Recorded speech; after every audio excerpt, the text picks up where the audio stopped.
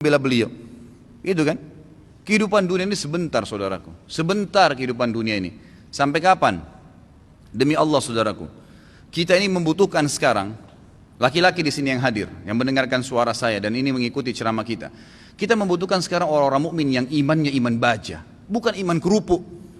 Yang kita butuh ini sekarang ikhwas sekalian dan akhwat di belakang sana yang mendengarkan saya dan mendengarkan ceramah ini. Kita butuh iman-iman baja yang kalau malam bangun dari ranjang lawan syaitan untuk sholat tahajud, bukan tidur terus menerus.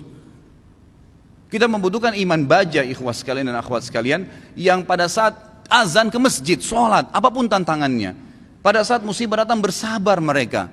Pada saat jihad dikumandangkan mereka berjihad di jalan Allah Subhanahu Wa Taala. Memang hidupnya untuk Allah Subhanahu Wa Taala. Kita butuh iman yang seperti ini. Ya memang baja apa yang Allah perintahkan, apapun tintangannya, halangannya kita lakukan. Enggak peduli dengan dunia ini, apapun orang mau katakan.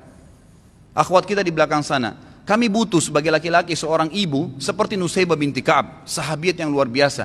Pada saat jihad dikumandangkan, Nusaybah binti Ka'ab membangunkan suaminya tengah malam mengatakan, wahai suamiku besok jihad, ikutlah. Dibangunkan anak laki-lakinya 5 orang, semua dikatakan anak-anakku bangunlah, besok jihad, ibu pun akan ikut. Semuanya satu keluarga pergi jihad. Ini yang namanya mukminah, imannya baja. Bukan suaminya mau bangun sholat malam, sebentar mas, jangan bangun dulu.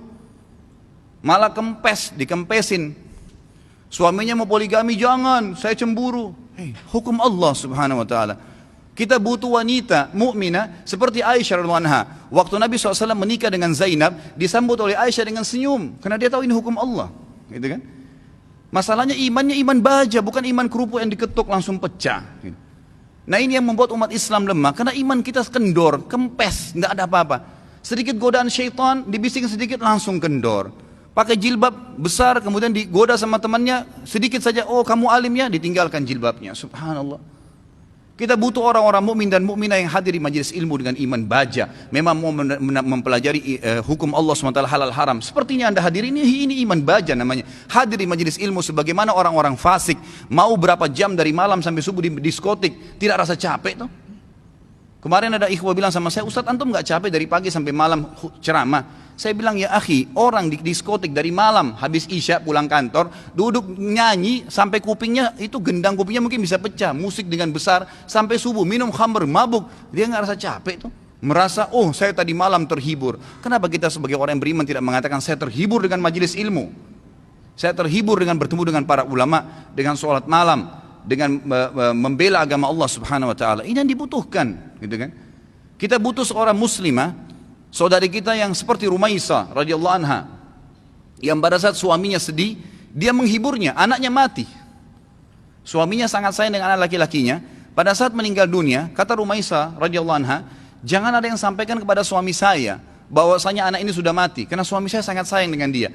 Waktu suaminya pamit pergi ke masjid, sholat maghrib isya, pulang habis isya, Rumaisah berdandan, pakai minyak wangi, masak masakan yang enak sekali, lalu dilayani suaminya. Begitu pulang, suaminya diajak makan, digodain, dirayu sampai berhubungan badan. Setelah puas suaminya kenyang, biologisnya selesai. Perhatikan wanita mukminah yang faham di mana dia letakkan godaannya, imannya membawa dia bagaimana untuk bisa menghilangkan kesusahan suaminya, bukan jadi beban bagi suaminya. Dia mengatakan, wahai suamiku, dengan santun nih, anaknya mati, dia juga sedih sebenarnya, tapi bagaimana dia menghibur suaminya, dan dia tahu ketaatan pada suaminya, ketaatan kepada Allah Azza wa Jalla.